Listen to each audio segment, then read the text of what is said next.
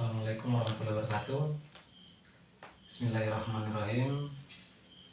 Pertama-tama marilah kita panjatkan puja dan puji syukur kehadirat Tuhan Yang Maha Kuasa, Allah Subhanahu wa taala, yang telah memberikan kita nikmat kesehatan, kesempatan.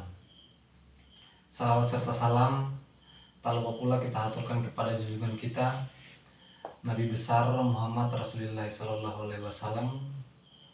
Semoga seluruh rahmat dan hidayahnya akan tetap bercucuran di pundak beliau, keluarganya, sahabat-sahabatnya, tabiin, para ulama, para pejuang agama yang telah mendahului kita, pun terkhusus kepada kita seluruh umatnya yang masih setia, masih konsisten atas seluruh perintah dan larangannya. Amin.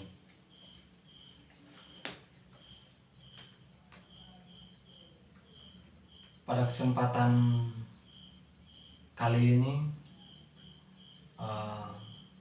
demi memenuhi tugas mata kuliah manajemen perpustakaan dengan dosen pengampunya, saya sebut dengan hormat Ibu Nur Gamar, SPD MPD. Maka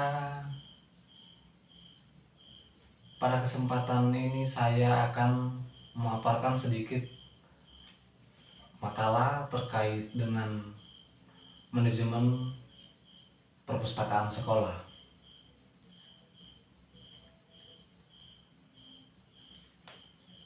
Tak perlu bertele-tele, ya.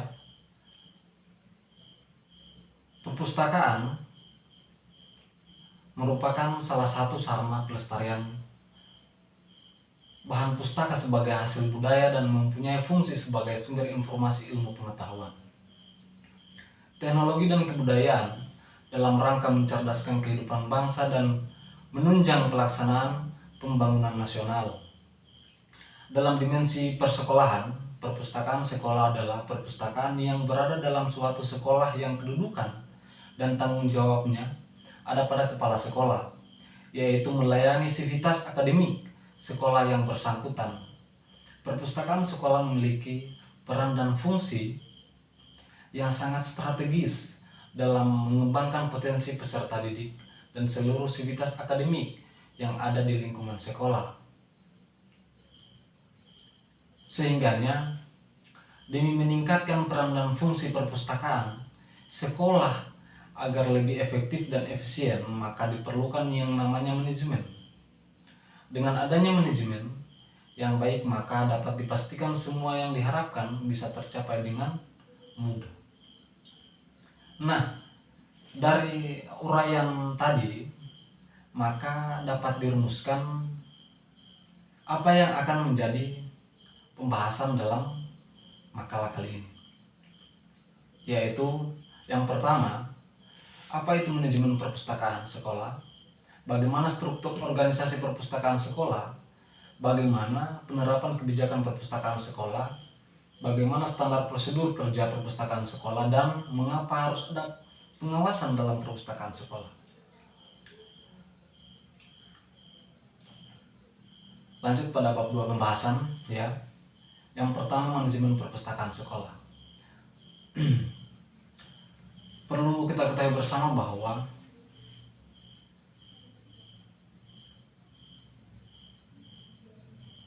manajemen perpustakaan berarti proses perencanaan, pengorganisasian, pengarahan, dan pengawasan kegiatan-kegiatan di perpustakaan agar dapat berjalan sesuai dengan tujuan, misi, dan visi yang ditetapkan perpustakaan. Oleh sebab itu, fungsi manajemen perpustakaan adalah untuk melakukan proses perencanaan atau planning, pengorganisasian atau organizing, pengarahan atau directing, dan pengawasan atau controlling kegiatan-kegiatan di perpustakaan.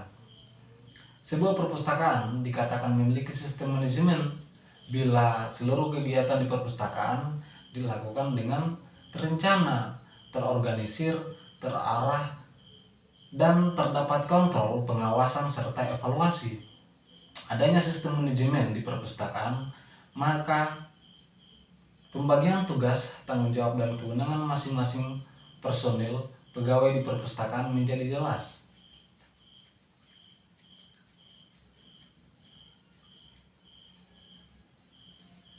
Lanjut pada pembahasan kedua, yaitu mengenai struktur organisasi perpustakaan sekolah. Nah,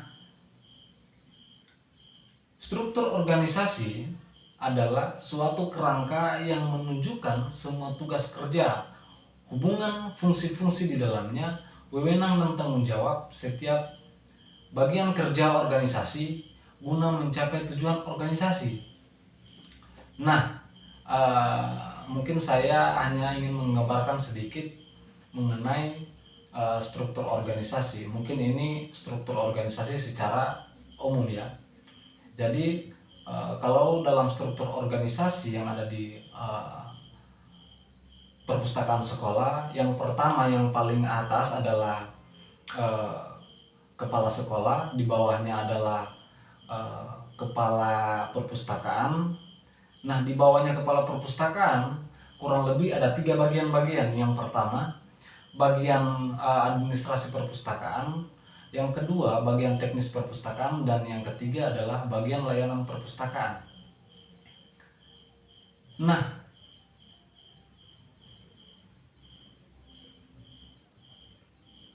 kepala sekolah ya bertugas memberikan arahan, bimbingan, dan pengawasan kepada kepala perpustakaan. Sebab kepala sekolah adalah penanggung jawab seluruh kegiatan di perpustakaan sekolah. Kalau kepala perpustakaan ya adalah pimpinan atau manajer yang mengelola perpustakaan sekolah. Kepala perpustakaan bertugas melakukan perencanaan, pengarahan, pelaksanaan, dan pengawasan kegiatan-kegiatan di perpustakaan. Kepala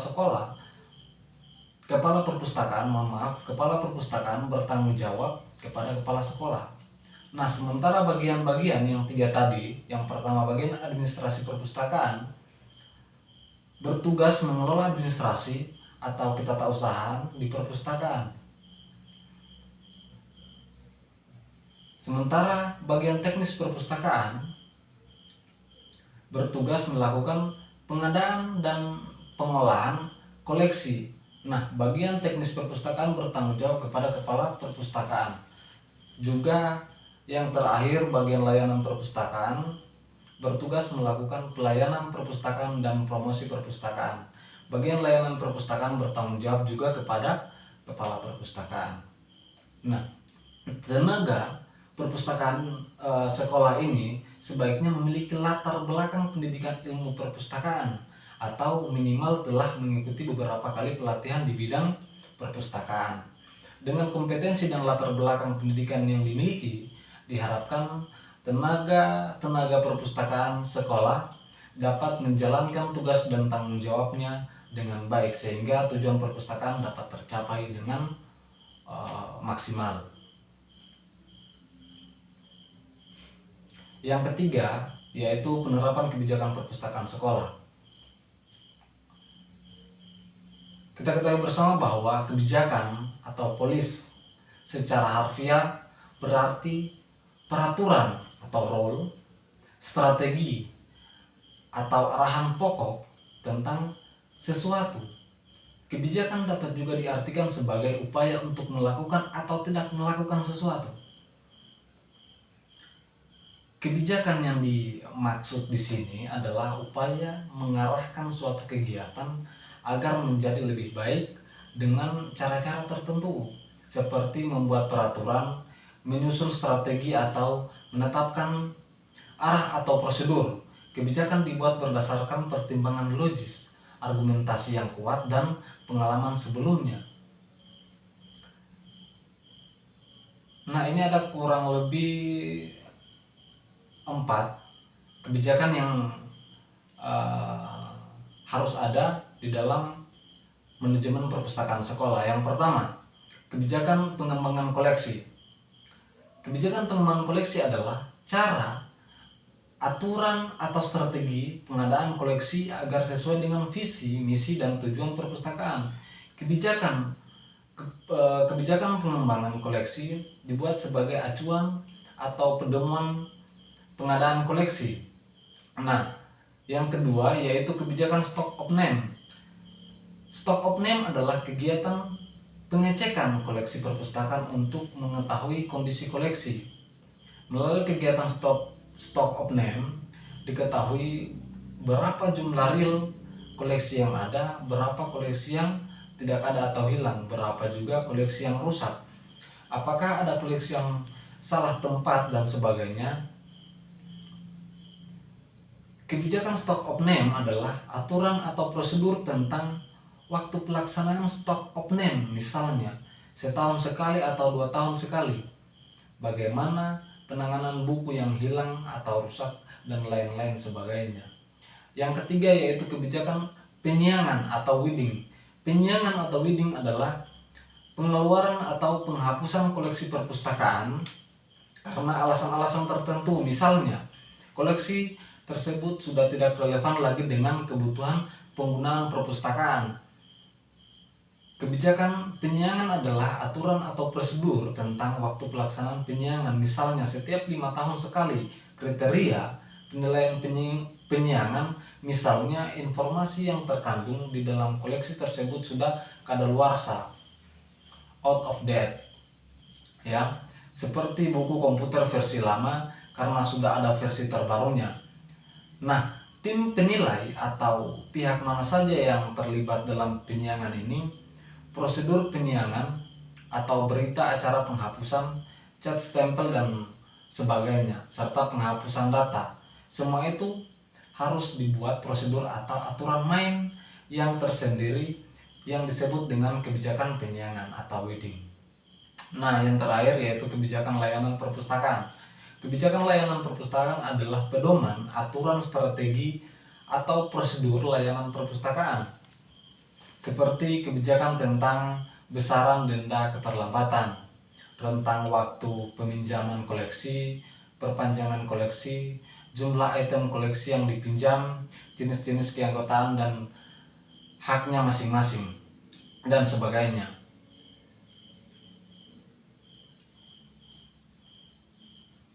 Nah, dengan kebijakan-kebijakan ini membuat segala sesuatu di perpustakaan ada pedoman dan acuannya sehingga setiap sesuatu jelas aturan mainnya.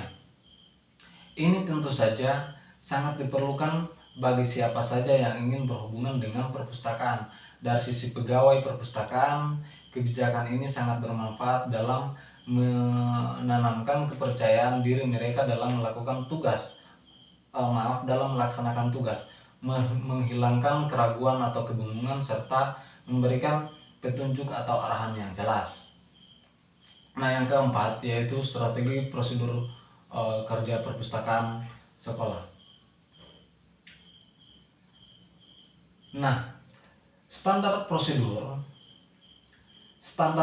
kerja atau SPK atau yang populer dalam bahasa Inggrisnya yaitu standar operasional prosedur atau SOP adalah standar baku prosedur kerja di sebuah organisasi, lembaga, institut, perusahaan.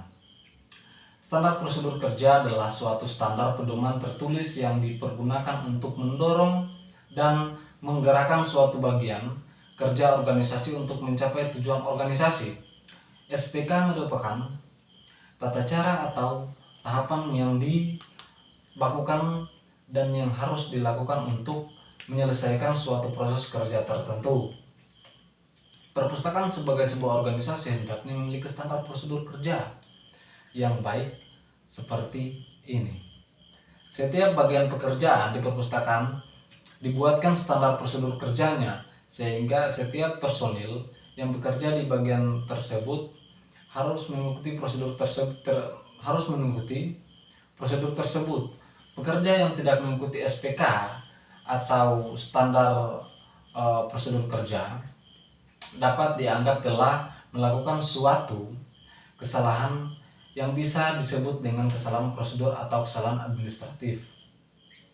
Nah, tujuan SPK yaitu Yang pertama, menjaga konsistensi dan tingkat kinerja petugas atau pegawai atau tim dalam organisasi atau unit kerja. Yang kedua, mengetahui dengan jelas peran dan fungsi tiap-tiap posisi dalam organisasi. Yang ketiga, memperjelas alur tugas, wewenang, dan tanggung jawab dari petugas atau pegawai terkait.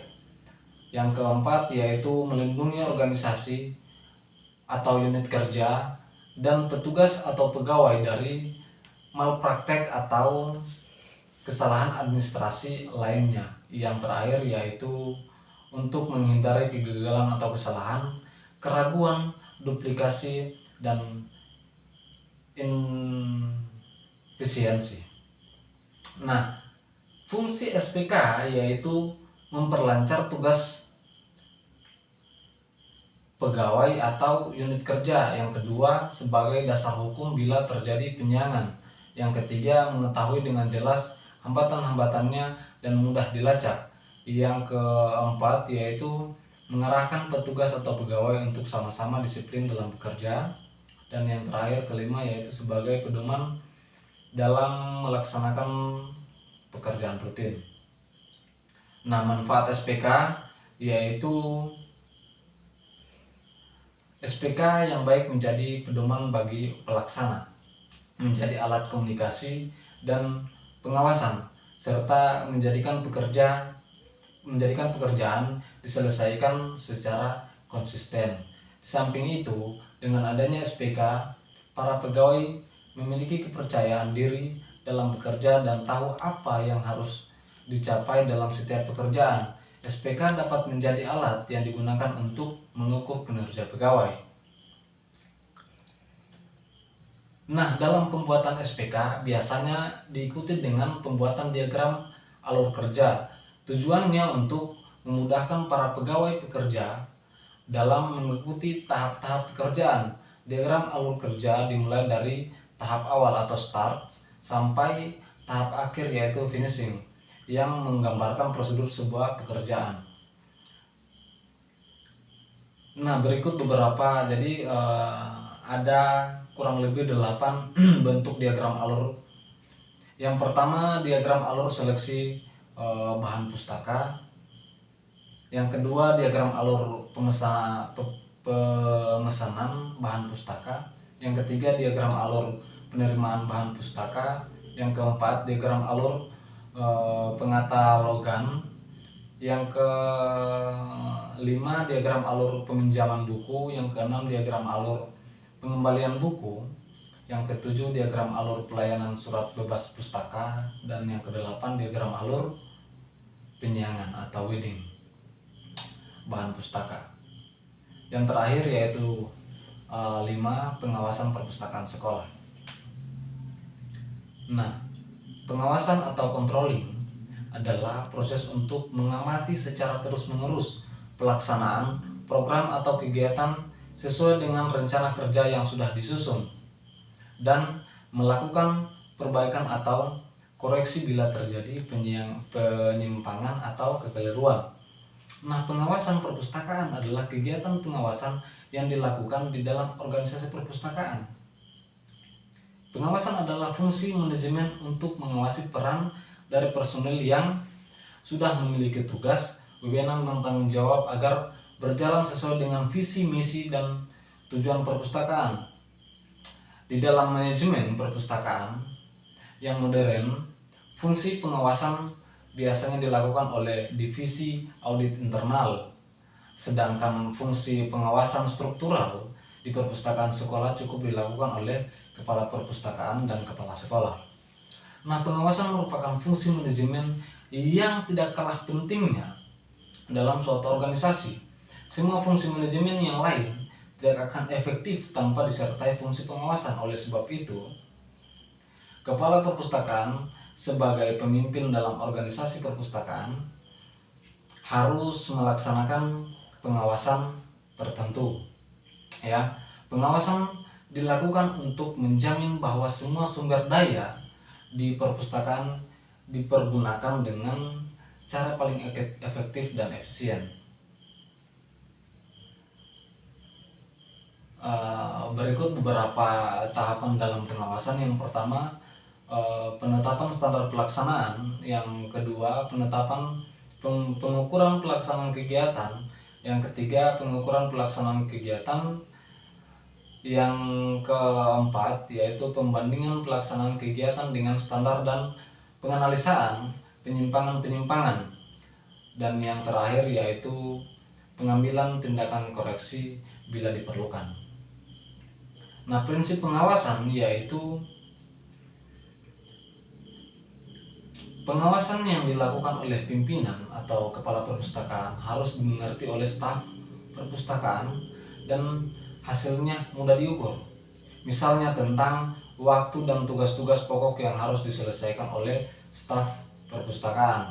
Nah, yang kedua, fungsi pengawasan harus dipahami oleh kepala perpustakaan sebagai pimpinan suatu kegiatan di perpustakaan yang sangat penting dalam upaya mencapai tujuan perpustakaan. Yang ketiga, yaitu standar unjuk kerja di perpustakaan harus dijelaskan kepada seluruh staf perpustakaan, karena kinerja mereka akan terus dinilai oleh pimpinan sebagai pertimbangan untuk memberikan reward kepada mereka yang dianggap mampu bekerja. Nah, manfaat pengawasan. Bila fungsi pengawasan dilakukan dengan baik, maka perpustakaan akan memperoleh manfaat-manfaat sebagai berikut. Yang pertama, yaitu dapat mengetahui sejauh mana program sudah dilaksanakan oleh staf perpustakaan, apakah sudah sesuai dengan standar rencana kerja atau belum, apakah sumber daya telah digunakan sesuai dengan yang telah ditetapkan atau belum, dan sebagainya. Pengawasan akan meningkatkan efisiensi dalam pelaksanaan program atau kegiatan. Yang kedua, yaitu dapat mengetahui adanya penyimpangan pada pemahaman staf perpustakaan dalam melaksanakan tugas-tugasnya. Pengawasan berfungsi mendeteksi secara cepat kekeliruan atau penyimpangan yang terjadi. Yang ketiga, dapat mengetahui apakah waktu dan sumber daya lainnya mencukupi kebutuhan dan telah dimanfaatkan secara efisien. Yang keempat, yaitu dapat mengetahui sebab-sebab terjadinya penyimpangan. Dan yang terakhir, yang kelima, yaitu dapat mengetahui staf perpustakaan yang perlu diberikan penghargaan, dipromosikan atau diberikan pelatihan lanjutan, atau diberikan sanksi untuk keperluan perbaikan di masa mendatang.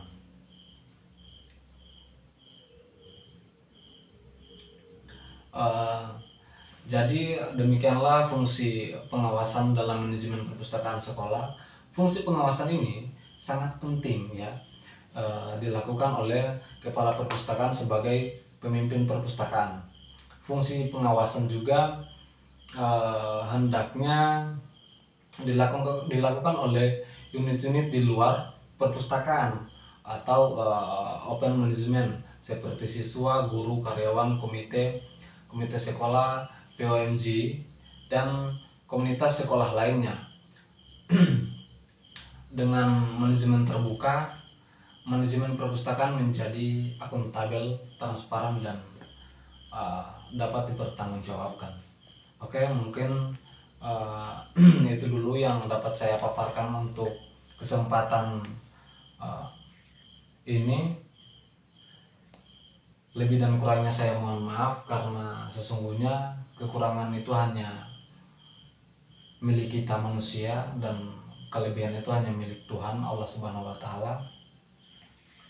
Sekian, wallahul muwaffiq ila aqwamit thoriq. Wassalamualaikum warahmatullahi wabarakatuh. Terima kasih.